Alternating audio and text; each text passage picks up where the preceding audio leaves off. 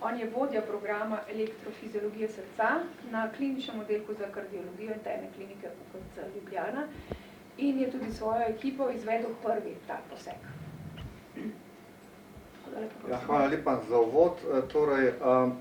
Nekaj besed na kratko v začetku. Ja, zelo smo ponosni in veseli, da smo uspeli pridobiti skupnih prizadevanj z dr. Janom in njegovo ekipo na kliničnem oddelku za kardiokirurgijo in seveda opravo po daljšem času sistem za nek inovativen način zdravljenja aritmij s pomočjo tako imenovane elektroporacije.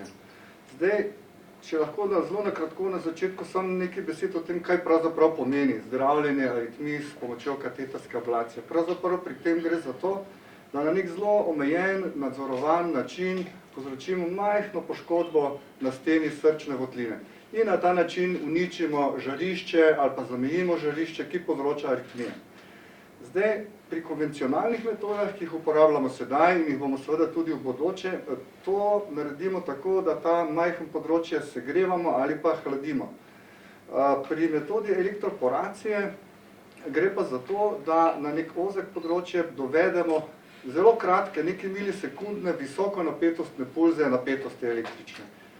Pri tem ne pride do segrevanja tkiva, ampak samo na nek način destabilizira membrane, stene celic in pride do neke majhne lezije in na ta način potem uničimo ta aritmogeno žarišče. Kaj so prednosti te metode? Načeloma je v povprečju lahko metoda seveda krajša, zato je poseg tudi krajši v primerjavi za konvencionalnimi metodami. Dodatna dobrobit je, da pri tem, vsaj po do sedaj razpoložljivih podatkih, naj ne bi prišlo do poškodbe organov, ki ležijo v okolici srca. Tukaj mislimo predvsem na živec, ki oživčuje prepono in pa požiralnik.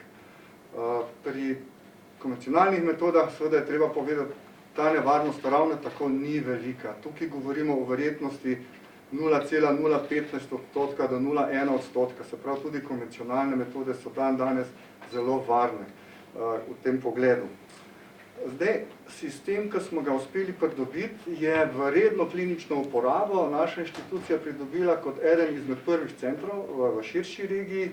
Njegova posebnost je pa ta, da to metodo elektroporacije na nek način inkorporira v sistem, ki nam omogoča prikaz položaja, vodenja teh katetrov po srčnih votlinah, tako da lahko poseg opravimo zelo nadzirano in pa seveda tudi z zelo malo rentgenskega sevanja ali pa nič rentgenskih žarkov, kar je dodatna dobrobit za bolnike.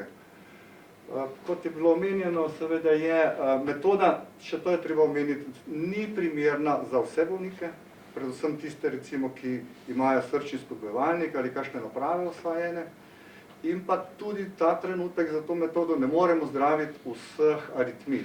Primarno je namenjena za zdravljenje atrijske fibrilacije v začetni fazi te bolezni, ki pa je tudi hkrati najpogostejša aritmija, ki pesti odraslo populacijo, tako da bo računamo v bodočnosti ta metoda z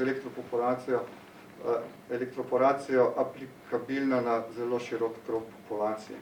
Kot rečeno, posege smo prvi izvedli na kliničnem oddelku za kardiologijo, vendar dr. Jan za svojo ekipo potem že dan ali dva za nami, tako da smo praktično hkrati izvedli kot prvi v državi prve posege ablacije pri bolnikih z atrijsko fibrilacijo.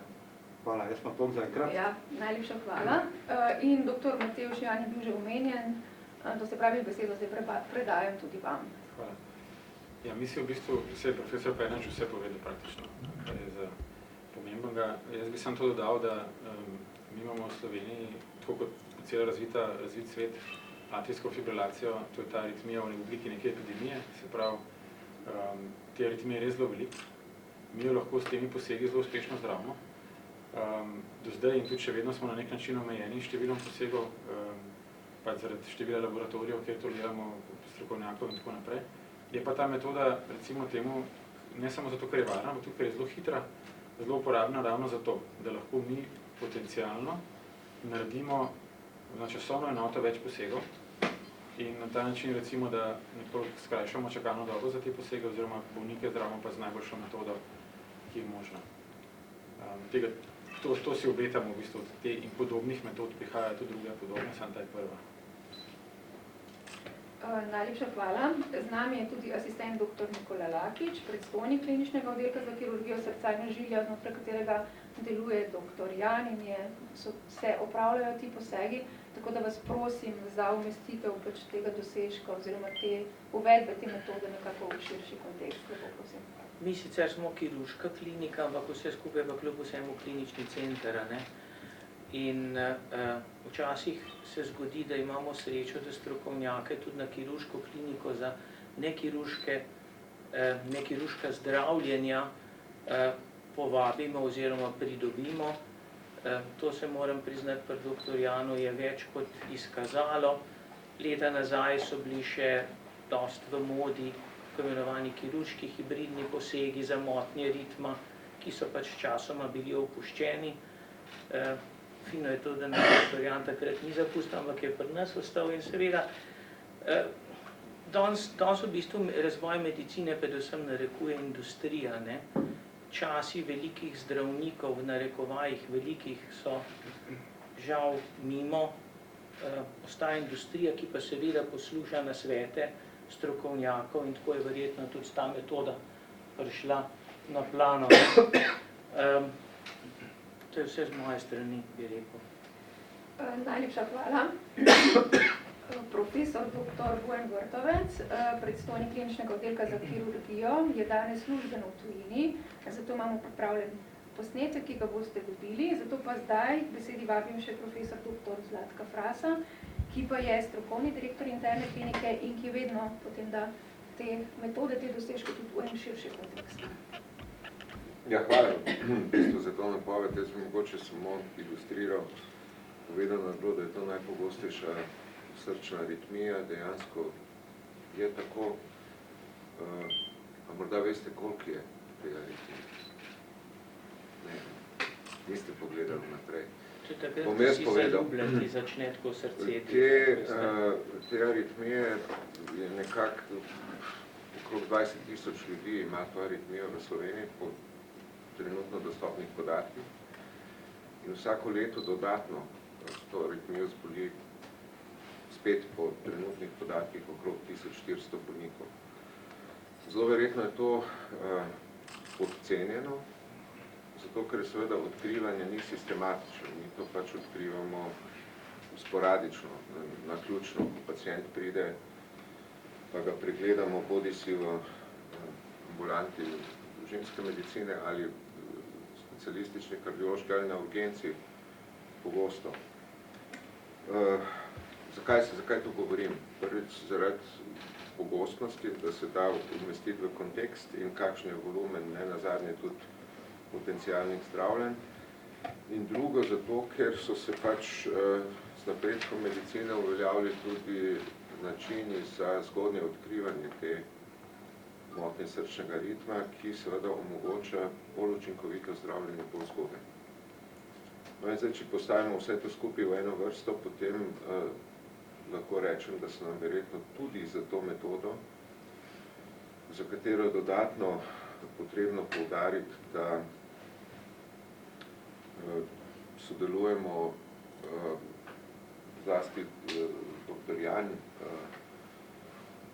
pa tudi naša ekipa na kliničnem oddelku za kardiologijo z bazičnimi znanstveniki z fakultete za elektrotehniko, kjer imajo zelo napreden laboratorij za proučevanje srčnega tkiva in aritmij in prav elektroporacija nek skupen imenovalec. Tako da verjetno bomo, če bo sreča mila in če bomo seveda dobili projekt o tem v prihodnosti, lahko še kaj več povedal. Danes je, kar se meni zdi izjemno pomembno, da je to po dolgem času neka metoda, ki dejansko omogoča znatno povečanje obsega dejavnosti. Ker do zdaj je pač bil eden od omejujočih dejavnikov ravno to logistika, torej kako ob dolgotrajnih posegih recimo urediti srčni ritem pri bolnikih, ki bi to potrebovali. Namreč, kaj to pomeni? Pomeni, da se verjetno spreminja paradigma zdravljenja, oziroma verjetno napoveduje se sprememba zelo pomembna atrijske fibrilacije v smislu nadzora srčne frekvence oziroma nadzora srčnega ritma. To je zdaj ta širši kontekst in jaz verjamem, da bo ta dejavnost v prihodnjih letih tudi zaradi te metode vzcvetela, kot se temu reče. Najlepša hvala. Zdaj pa so vsi govorci na voljo za vaše vprašanja. Jan Zuznik, pa ste vedno, še dobro, da smo prej sarkastičen, ker smo odprli eno zelo pomembno temo. Torej, koliko, a je kakšna ocena, ne vem, v približnih procentih, koliko več takih operacij lahko z istimi kapacitetami naredite, kakor je tistih klasičnih posegov, če nekaj ocenimo približno, ne vem.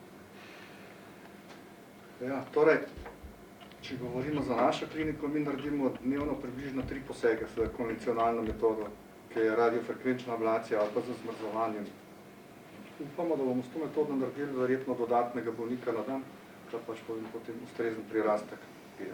Tako, to upamo, vendar zmeraj obstaja učna doba, treba je pač metodo upeljati in šele potem pride do tega skrajšanja celotne procedure. Ampak to je, tako kot je dr. Jan omenil, seveda naše upanje in načrt. To je edina pot, da ob danih prostorskih pa kadrovskih kapacitetah lahko opravimo več posegov in skrajšamo te dolge čakalne dobe. Še je kakšno vprašanje? Pa pač kolegi Nima, bi sem še to vprašal, rekli ste, da so prvi v regiji, ki so dobili licenco za to izvajanje tega posega, v kateri regiji to govorimo, bo natančno? Ja, tukaj govorimo v bistvu o regiji, bom rekel, mogoče bivše skupne države, pa sosedne države. Zdaj moramo vedeti, da seveda ta metoda je zelo mlada. Določeni centri so metodo uporabljali v prvih fazah kliničnih raziskav, ko seveda ni bila na voljo, bom rekel, vsem inštitucijam. In pa temu v prvi fazi preizkušanj sledi faza zgodne, bom rekel, klinične uporabe, no in v to zgodno fazo je bila vključena pa naša ustanova. In tukaj smo pa, bom rekel, tudi, kar se tiče naših sosed, kar zgodni. Avstrija je bila vključena v raziskovalno fazo, ampak druge nekatere države pa ne. Tako da smo eden, bom rekel, izmed redkejših centrov, ki smo tako hitro to uspeli pridobiti. Med prvimi na svetu bi lahko rekli. Prvimi na svetu bi težko govoril. Med prvimi, mislim, tako. Ja, v redno klinično uporabo, no, moramo biti pošteni. Prvi na Balkanu, lahko rečem. No, dobro, se si povedal nekje Centralno-evropska regija. Še je kakšno vprašanje? Če ni, potem smo učinkovito zaključili današnjo novinarsko konferenco in se vam najlepše zahvaljujem. Zdaj, če so še kakšne želje, glede na to, da je Pop TV izrazil željo, da bi imel še posebej izjave, če jih potrebujete, Slike bi prosil.